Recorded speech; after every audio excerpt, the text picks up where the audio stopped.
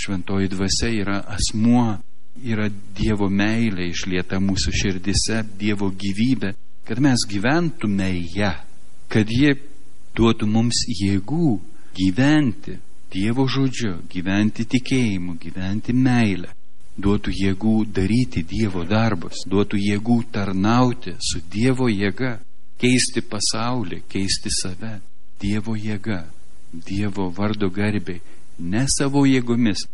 Taigi Jėzus trokšta, kad mes apsčiai turėtume gyvenimo, kad turėtume džiaugsmo, kad turėtume meilės, kad gyventume tikrą gyvenimą, Dievo vaikų gyvenimą.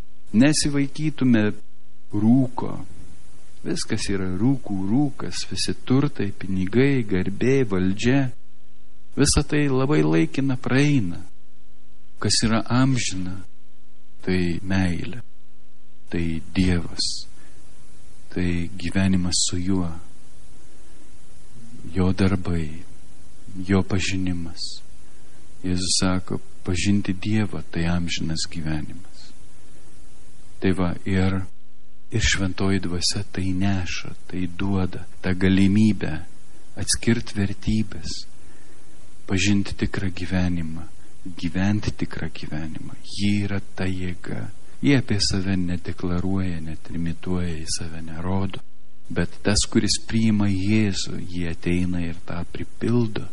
Jėzaus dvasia, Jėzaus gyvybė. Ji myli Jėzų, nes kai bažnyčia pažįsta ir tiki, kad tėvas, būdamas begalinis gėris, begalinė meilė, pažįsta save ir iš to Dievo savęs pažinimo gimsta sūnus. Tėvas ir sūnus myli viens kitą, atsiduoda viens kitam. Jėzus klusnus tėvui iki mirties. Ir iš tos jų meilės kyla šventoji dvasia. Ir ta šventoji dvasia, kaip trečias asmuo, tėvo ir sūnaus meilė išlieta mūsų širdise, pirmiausia per krikštą. Bet, kaip sakiau, ji yra asmuo.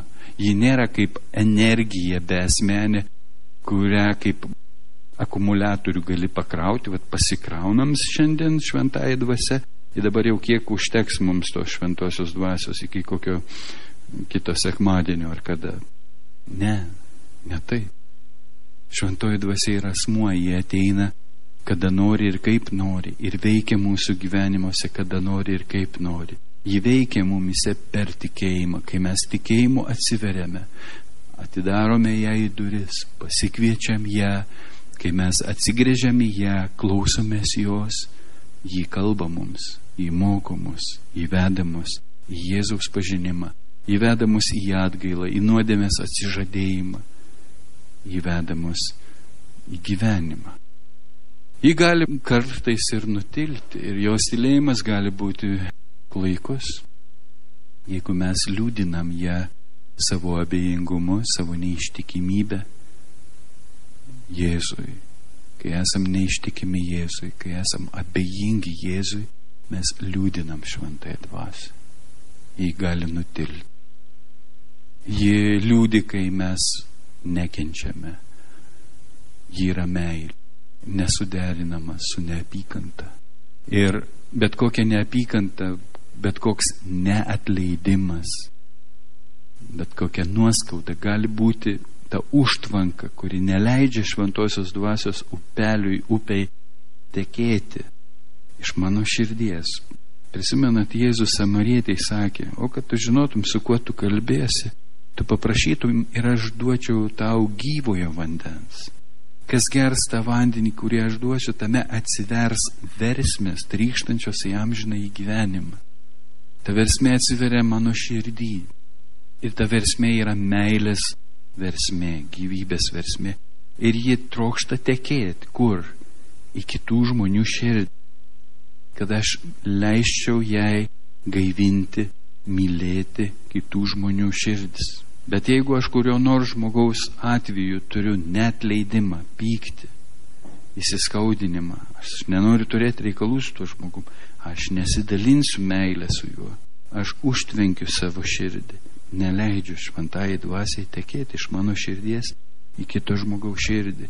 Ir tada dvasia liūdi manyje, tyli, laukia, kada aš atleisiu, kada aš paprašysiu jos, kad jis sugriautų tą užtvanką, tą sieną, nes dažniausiai aš nepajėgus pats to padaryti, nepajėgus atleisti.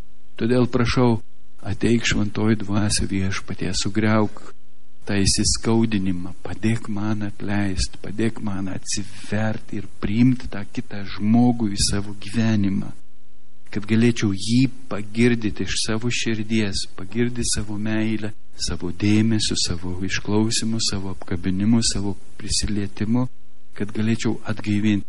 Jėzau, tu mylėk tą žmogų, tu jį apkabink, tu jį paliesk, tu jam ištark gyvenimo žodį, tu jam ištark paguodo žodį, tu jam ištark gydantį žodį, tu jam ištark padrasinantį žodį, tu ištark jam džiaugsmo žodį. Tik tais, kai aš myliu, tada aš trokštu, kad kitas žmogus būtų laimingas, kai jis būtų sveikas, kai jis būtų gyvas, kai jis būtų laisvas. Tada aš trokštu jam tų gerų dalykų, trokštu amžino džiaugsmo, amžinos laisvės, amžinos laimės. Tada aš prašau, kad Dievas veiktų to žmogaus gyvenime. Tada aš prašau, kad ta upė tekėtų iš mano gyvenimo į to žmogaus gyvenimą. Ir kuo daugiau tų žmonių, kuriuos aš myliu, kuo daugiau tų dykumų aplinkui, tuo platesnė gali būti many šventosios dvasios upė. Ir kuo aš daugiau myliu, tuo mane patį labiau gaivina šventoji dvasia, tuo labiau aš pats pilnas Dievo jėgos. O kai aš nustoju dalintis, kai aš nustoju tarnauti, aš apsistatau užtvankom, sakau, ne, jie neverti tavo meilės Viešpatie. Jie šiokie, tokie kaltinimai, nuoskaudos, įsižeidimai, užtvankos, sienos. Ir tada žiūriu, kad pas mane to šventosios dvasios ta versmė, ta gyvybė, ta meilė, tas džiaugsmas tapo liūdėsiu, neviltimi, tapo dvokianti kudra. Tas gyvasis vanduo turi nuolat tekėti, jo negalima užtvenkti, jo negalima savo pasilaikyti. Tai nėra mano nuosavybė ar vergas mano šventoji dvasia, tik man tarnautų. Ne, jie ateina, kad mane perkeistų, kad mane atgaivintų, bet tik tada, kai aš jie dalinuosi. Bet kai aš atiduodu, aš jaučiuosi tuščias, tam, kad jis vėl mane pripildytų. Ir kuo aš daugiau dalinuosi, tuo daugiau jis mane pripildo. Kartais mus apima tuštumo, išsekimo jausmas. Bet tai yra tik jausmas. Mes gyvename tikėjimu, nejutimu. Aš nejaučiu jokios jėgos savy. Aš tikiu ir per tikėjimą jį veikia manyje. Aš tikiu, kad jį kalba jums, nes ko kitaip jūs čia važiuotumėt, ko jūs čia sėdėtumėt kelintą dieną. Nežinau. Tikiu, kad jį kalba kažkieno širdį. Atveria dalykus, atveria gyvenimą, kažką išlaisvina, kažką išgydo, kažką moko, kažką guodžia, kažką padrasina. Ji gyva, ji veikia mūsų tarpe. Ir ji veikia per tikėjimą. Ne per mano šventumą, ne per mano nuopelnus, kai aš šiandien bažnyčiai sakiau, ir sakau, Jėzus gyvas, jis mūsų tarpe, jis yra tas, kuris veikia.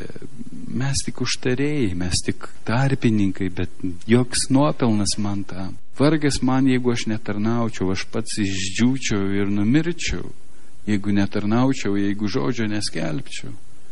Kai aš skelbiu, kai aš dalinuosi, mane patį gaivina, mane patį moko. Va taip veikia šventoji dvasia mūsų gyvenimuose. Per tarnavimą, per maldą, per buvimą su Dievu, per žiūrėjimą, per klausimąsi, aš turiu dėti pastangą, žengti žingsnį, o ji padeda man tą žingsnį žengti. Ji pribūna man tą žingsnį darant. Ir taip kiekvienoje gyvenimo situacijoje jaučiamės kartais tokie silpni ir nepajėgus, bet mylėdami trokštame kažką daryti. Meilė mus stumia, varo. Ir kai mes pradedame daryti, šventoji dvasia pribūna ir veikia tuose mūsų darbuose. Todėl mes stenkimės kiekvieną smulkmeną nesigėdyti jos, bet visą, ką darom, kad darytume iš meilės ir sąmoningai, kviesdamiesi į kiekvieną gyvenimo situaciją šventąją dvasią, kad jį būtų mūsų žodžiuose, kad jį gaivintų, kad jį pašventintų mūsų gyvenimą, kad jam suteiktų amžiną vertę. Tie mūsų paprasti kasdieniniai darbeliai atlikti su meile tampa nebeįkainuojami amžinybėje, amžinos vertės.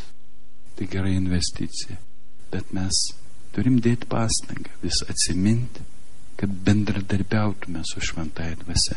Ji nėra vien tik šventėms duota, ji atėjo kaip globėja į mūsų kasdienybę. Jėzus trokšta, sakydamas, jums geriau, kad aš iškeliauju, nes jei neiškeliausiu, pas jūs neateis globėjas, o nukeliavęs aš jį jums atsiųsiu. Jėzus mylėdamas mus trokšta būti labai arti mūsų, su kiekvienu iš mūsų asmeniškai labai arti. Bet savo kūno dienomis jis yra gerokai apribotas.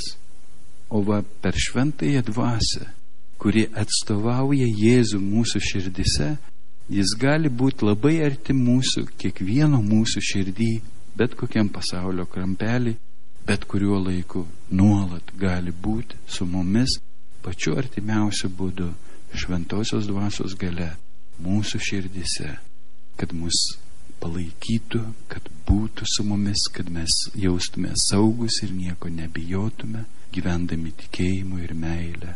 Amen.